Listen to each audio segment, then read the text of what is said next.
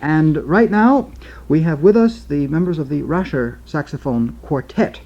And what you say, does a saxophone quartet sound like? Well, if you were with us, I guess, about a year or more ago when Sigurd Rascher and his ensemble were here, you know the answer. But if you have forgotten, what a remarkable sound it is to combine the quartet of saxophones. We'll just listen.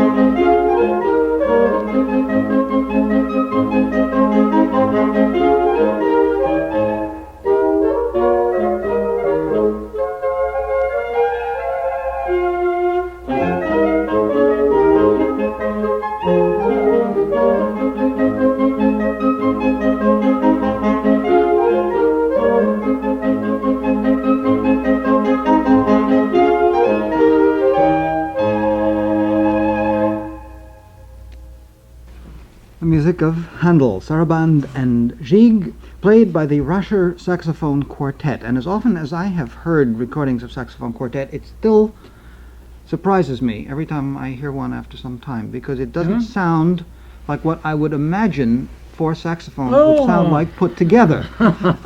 First of all, Sigurd Rascher, let me welcome you on behalf of the family and ensemble here generally.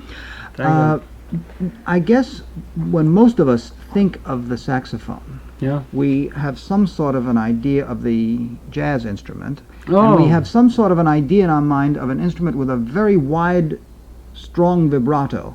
And somehow the quality of sound that you get in the quartet is very different. Are you playing differently in a quartet? Do you have to change your manner of playing at all? Do you lessen the vibrato than you if you were playing a solo concerto, let's say, or anything else? That is simply a question of the attitude and goal or aim of the player. The saxophone is altogether the same, and well, goodness me, there could be a tavern fiddler and there's Heifetz.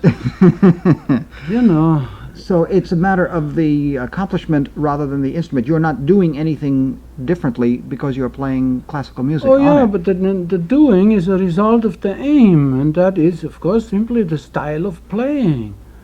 You can produce a tone without any vibrato if you want to, and you can groan and grunt and squeak and what have you. The saxophone is very versatile, more versatile than many other instruments, and it's a question of the aim of the player. If he wants to, shall we say, bring his own style so that teenagers swoon, well, he will be able to do that, but we are not really interested in that. Now, we should introduce the full family here. Sigurd Rascher, of course, the distinguished saxophone virtuoso known for many, many years. His daughter Carina Rascher played soprano sax, Mr. Rascher alto, Bruce Weinberger playing tenor sax, and Linda Bang's baritone, which always looks a little funny to see the baritone under the tenor. You know, that's a little, you have to get adjusted to that as well because we think of it vocally. But this again is an interesting point. For instance, Carina Rascher, you play the soprano sax, which is the Yes, top this is line. my main instrument. Correct. How much of a difference is it between playing soprano and playing alto? Is it like a violin and viola, or is it there's a greater or lesser difference? Well, since I play viola myself, I could answer that question maybe a little better.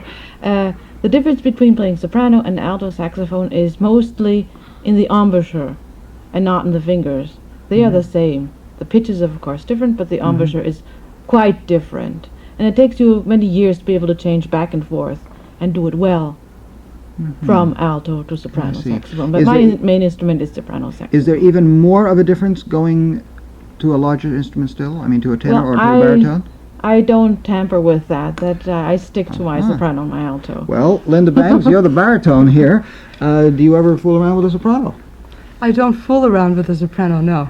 I have played alto, but my preference is really the baritone.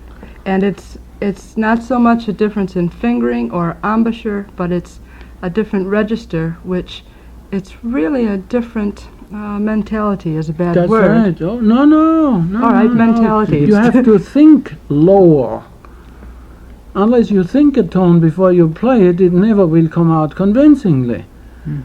And we all have certain preferences. There are some people who simply prefer a lovely, rich, velvety, low tone.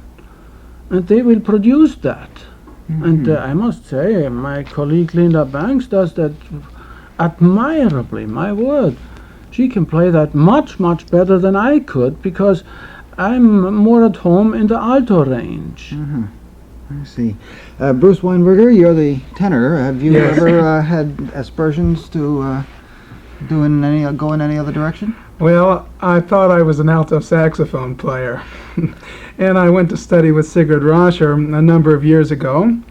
And he looked at this young fella and said, "Have you ever played the tenor saxophone?" And I said, "Well, no, I never thought much about it." He said, "Maybe you ought to."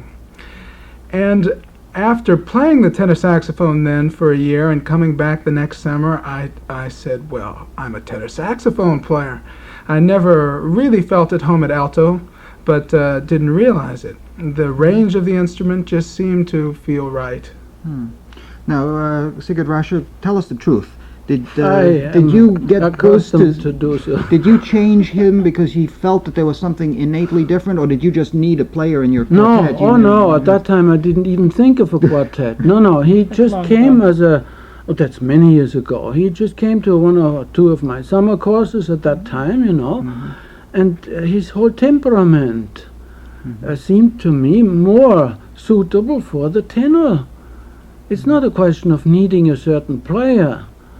And another one I can remember a long time ago, where I taught also school somewhere, and there was a girl, and she was a piccolo player. She was not a flute player, and that girl played piccolo all the years that I had any teaching to do with her, and she wasn't interested in the flute. Piccolo, yes. The world is big enough to have room for all of us.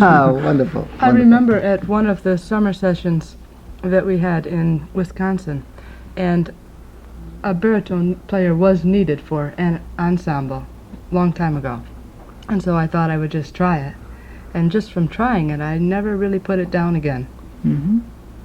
Well, it's certainly, if everybody is happy in their in their area, we certainly have no complaints. Now, the next piece we are going to hear, the Handel, of course, a transcription for the four saxophones. The next piece, I gather, was written originally for Yes, the ensemble, that is right? by the Czech composer Emil Hlobil. And the quartet did concertize, of course, in Prague. And when a composer hears a new musical medium that offers possibilities that he wasn't aware of earlier, then the result is a new work. So this was written for you. Oh yes. For the quartet. Oh All right, yes. so let us listen to the first movement of this quartet for saxophones by Emil Globeel, and it is, of course, the recording of the Rascher Saxophone Quartet.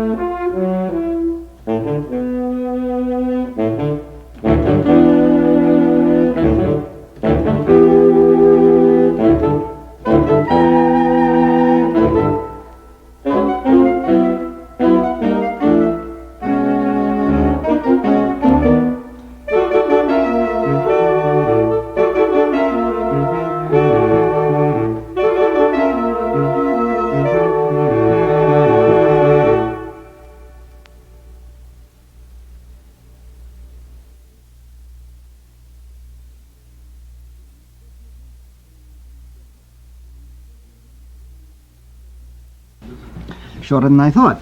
The first movement of the quartet for four saxophones by Emil Globeel, written for, recorded by the Rascher Saxophone Quartet. All right, we are going to take a brief intermission and then come back and continue our conversations. We're visiting today with the members of the Rascher Saxophone Quartet. And earlier, Bruce Weinberger said that when he came to study with Sigurd Rascher, he was immediately switched over from one, alto to the tenor.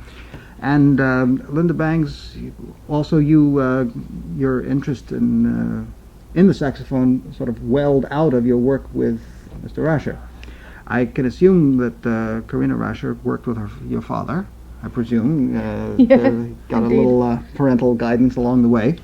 But Sigurd Rascher, that leaves you, because when you began playing the saxophone, you didn't have saxophone quartets and you didn't have the acceptance of the instrument the way it is today. But there were pawn shops. Oh, yes? Oh yes, and that's where I got my first saxophone. Well, really, where was this? Where were That you? was in southern Germany. Mm-hmm. And it was not a very artistic endeavor. nor an otherwise very noble one, but just sheer utilitarianism. A young fellow wants to have a good dinner, and if he has no money to buy it, he will find ways to get the money to get a decent dinner. Uh-huh. So a friend of mine told me, yeah, you can play clarinet halfway. I studied clarinet at that time. Mhm. He says, well, you can play saxophone. It's the easiest instrument in the world. And you know, You believed him, no, right? I believed him, yes. Look what happened. And I never found a teacher on the saxophone, and I still have to get my first lesson. It's true. I looked for long years for a teacher. But then, you know, on the clarinet, of course, I progressed to the Mozart concerto quite quickly. Mhm. And I had a good background in piano playing as a child that was simply accepted for every family. The kids had to play piano, and that was Bach and Haydn, Scarlatti, Mozart, Schubert. So I didn't have to acquire a classical background. I grew up in it. Mhm. And so playing foxtrots on the saxophone was somewhat less than satisfying for me. And I tried something else. And there were then composers who thought that what I played was worth listening to. It's a little too long story, but one of them really wrote a good concerto, one that I've played many times later on. And that was Who in was that? 1931. Who was that? Who are you referring to? Which That composer? was Bork, the German composer Bork, Mhm. B-O-R-C-K. And that was, without my doing anything, selected for a performance at the great German music festival. And at that time there weren't many music festivals. Mhm. That was a sensation. There were reviews in every paper that reviewed such events in Germany and outside. And in no time the Berlin Philharmonic asked me, please, a youngster, to be soloist there. I was soloist with the Philharmonic in 1932, Hmm. and I still wasn't convinced that I was worth anything as a saxophone player, and I looked around for a teacher. And you know, but by then I had demands, and I listened to all kinds of players who came from America, for instance. And when I heard that, take a breath after every fourth measure, no, that's not my teacher, and so on. So that's how that developed. And even then already I wanted to play quartets. We do have one quartet piece that was composed 1932, because I convinced a composer, a good German composer from the vicinity, you might say, neighborhood of Hindemith, to write a charming piece which we have played many times. But I couldn't find players. It was hopeless. Because though there were some who could finger it, oh yes, the style was simply unacceptable for me. So it was a very strange development, and when I look back on it now, it's improbable, but there it was. And I was only 25 when I was soloist with the Philharmonic in Berlin on an instrument no one ever had done it before. So it's just a question of Fascinating story. being persistent. And you know, not all the critics thought this was such good idea. I got a few reviews that were very, very nasty. And I realized then, well, I have no foot on the ground to say anything against a well-established and respected music critic. So I had to do it different way. You know what I did? Then and there, I made a resolution I'll outlive the fellow. And I succeeded with every one of them. Because, you know, when you write nasty reviews, that gives you ulcers. I see. Is that it? Yep. All right, I'll remember that. Now, before we head on into our next work that was written especially for the ensemble, we wanted to give you an idea of a different sound. Now, this little Tchaikovsky prayer, you said is a different sonority, really. Yes, because there are two alto saxophones. There's no soprano saxophone in that one. Now, is this again for quartet? Yes. So Yes. it's two altos, tenor, and baritone. Right. All right, let's hear what that sounds like.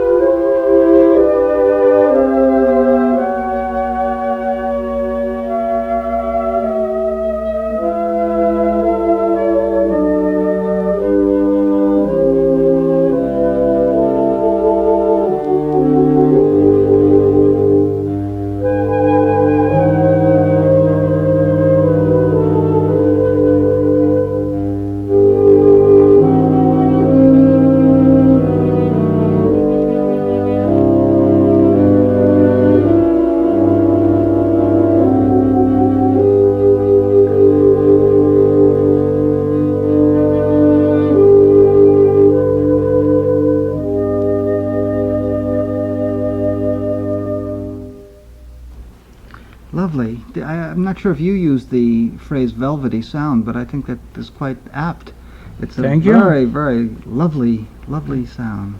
And what might be a little surprising, I know that this is what Sachs wanted. Now, quite obviously, I didn't live when Adolf Sachs lived, because he died in 1894. I'm not quite that old yet. But I did, of course, play many times over various radio stations in Europe, and one of these events was listened to by the daughter of Adolf Sachs, who took it upon herself to write me a long, explicit letter. And I answered back, and we had little correspondence. She was a rather elderly lady at that time, but she really indicated, well, this is what my father wanted. Now, do you talk to composers when they are prepared to write a work for you? Do you try to get them to use some of these special sonorities, or do you leave them pretty much on their own? Well, what both I have done, and then with my 4 colleagues here in the quartet, was much less talking with the mouth than through the saxophone. All right, well, we can follow that same advice now, can't we? Let's listen to the Fugato in F, written just a few years ago, Swiss 1975, composer. by the Swiss composer René Borel. I don't know anything about him. Is he a young man? No, he's a young man, and that is his first piece of serious music. But he likes a little saxophone playing himself. He's not a professional saxophone player. And he was really taken when he heard us play. And being a very nice young man, so we talked about this and that. And he said, well, would you play a piece through if I try one? You know, just the thought that they might play it through. I said, well, yeah, that's the least. If it's good, we'll perform it. And that's the result.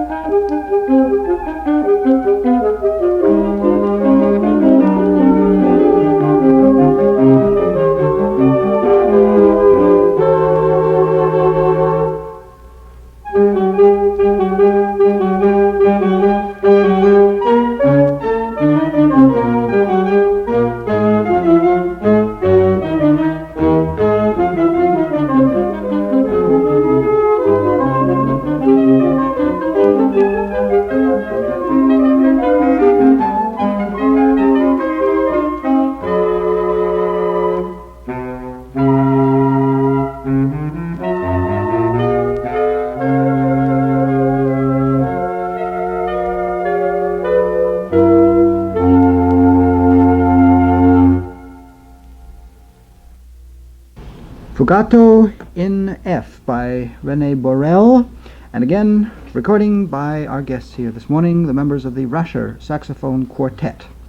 Now, our midpoint break, for which we're a little behind schedule, and then back to our conversations.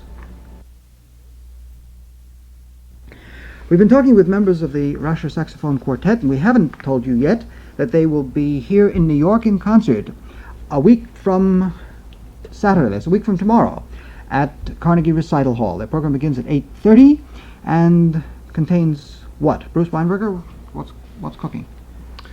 Well, it'll be a program of all contemporary works that have been written for us, except for one little piece by Bach. Am I correct? That is correct. And How come? If you're going to do Bach, why not do more than one little piece? And if you're not going to do...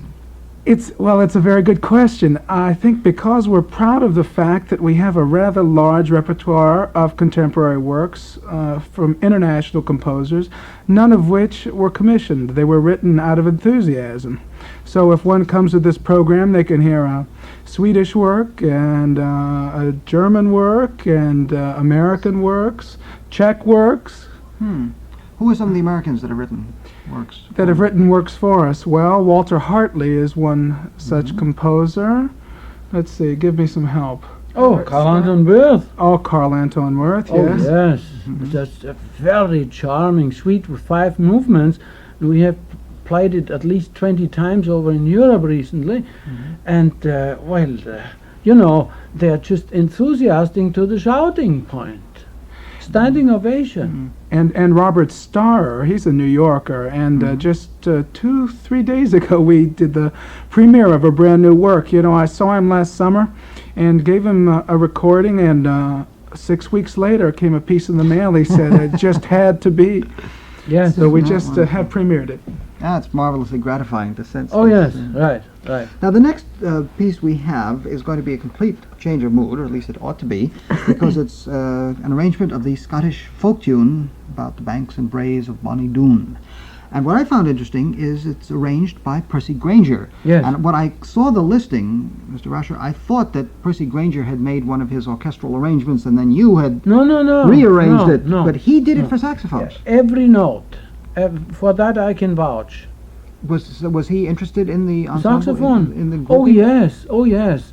And he played soprano saxophone. I didn't know that. But Really? in an altogether different context. He played soprano saxophone in a band and liked it very much. And I never heard him play. I knew him quite well for many years. And he had a little, shall we say, slant of eccentricity. That and- seems to have followed all through his life, that's from all I gather. Well, it's not so rare among us musicians, you know. You don't have to have a screw loose, but it helps. I see. So, All right, well, let's see. Now, this work is starting to increase because we are going from the quartet to a what? Sextet? yeah. So this is 6 saxophones now in ensemble, and the arrangement of Percy Grainger.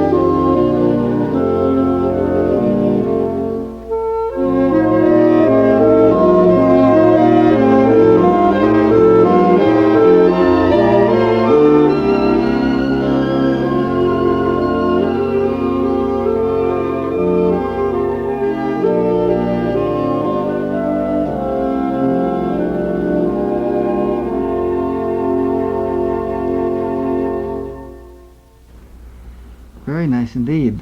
The Percy Grainger setting of Bonnie Doon. Now this time we had an ensemble of 6 saxophones. We are going to increase. You see, we're going to swell out of the whole studio here eventually. But we're now moving up to 8. And a composer that you mentioned along the way, somebody mentioned, Walter Hartley. Yeah. Now he, I know, has written extensively for band. And Yeah, of course that's right. Well, you know, when he was down in West Virginia, the small little backtown college, I met him, and I played somewhere nearby, and he came to the concert, and we started talking about this and that, and he never had heard the saxophone like that. So, of course, we got to talk about this and that, and then a little later I heard one of his band works, and that really impressed me. And he wasn't there. It was just a band concert, and there was a new composer, and that was Hartley. And I was greatly impressed, and I wrote him, now that is really a beautiful piece of music. Thank you for writing it. It wasn't written for me. Yes. No saxophones in it, in fact. Nothing. But good music. And that seemed to have impressed him so much that someone will just give expression to such a joy without any... I had no motive for it, you know, other than that it was beautiful.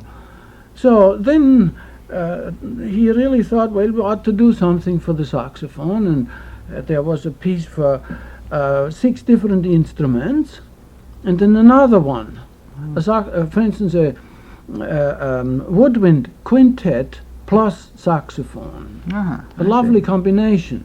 And we became very good friends, and he wrote a quartet, and then when he found out that very often I take more saxophone players together for a rather full sound, then he said, well, Sigurd, you're going to get something for that too. And this is what we have, the Octet, 1975, by Walter Hartley.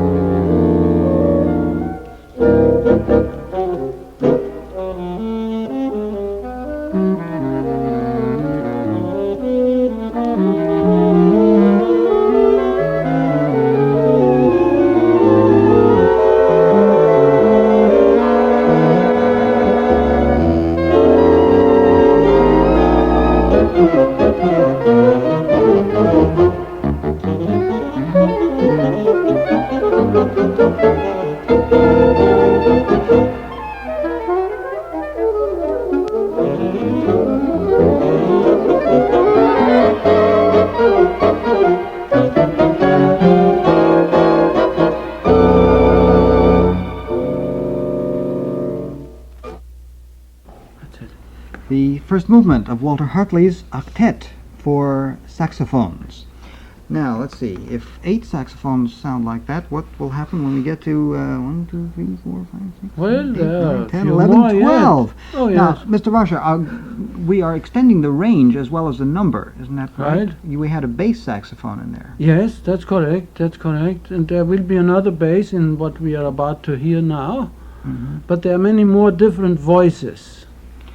Is the bass saxophone a normal instrument that can be found? And can you go to your local pawn shop and get one? Or do you have That to... is exactly what I did. I see. Exactly, here on 6th Avenue. And it looked horrible, but I got it fixed up, and it's a fine instrument. Very good. Okay, now this time it's an arrangement by J. Worley of the introduction from the Grieg suite in Olden style, the Holberg suite.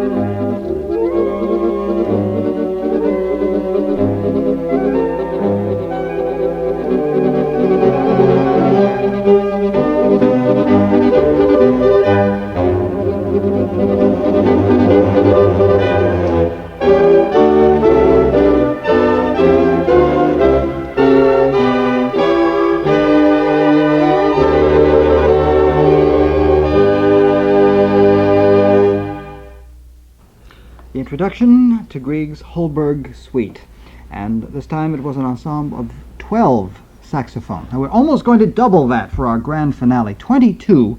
Apparently Sigurd Rascher gives courses in the summertime, and people come from all around the country, and on one of these occasions they set up some microphones and they put forth now there's one instrument that Sigurd Rascher plays himself. I guess nobody else could hold it up. It's almost 7 feet tall and is the contrabasso saxophone.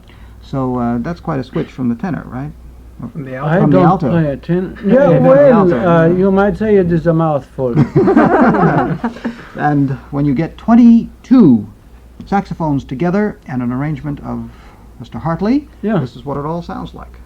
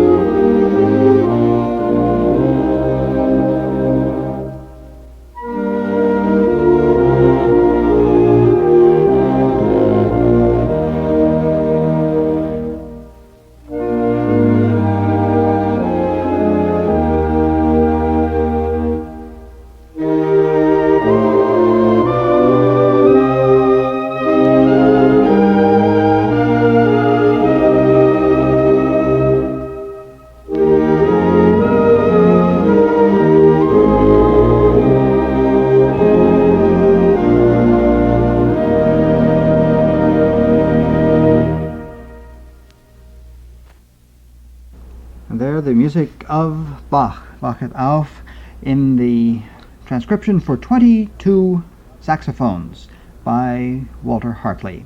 The performers, well, the members of the Rascher Saxophone Quartet were in there. Mr. Rascher himself down on the basso, contrabasso. I'm afraid you won't hear the contrabasso at Carnegie Recital Hall a week from tomorrow, but you will hear the soprano, alto, tenor, and baritone.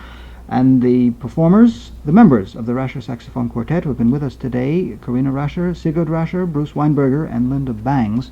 And Mr. Rascher, you are going to have your summer session again this year? In July, Where is that held?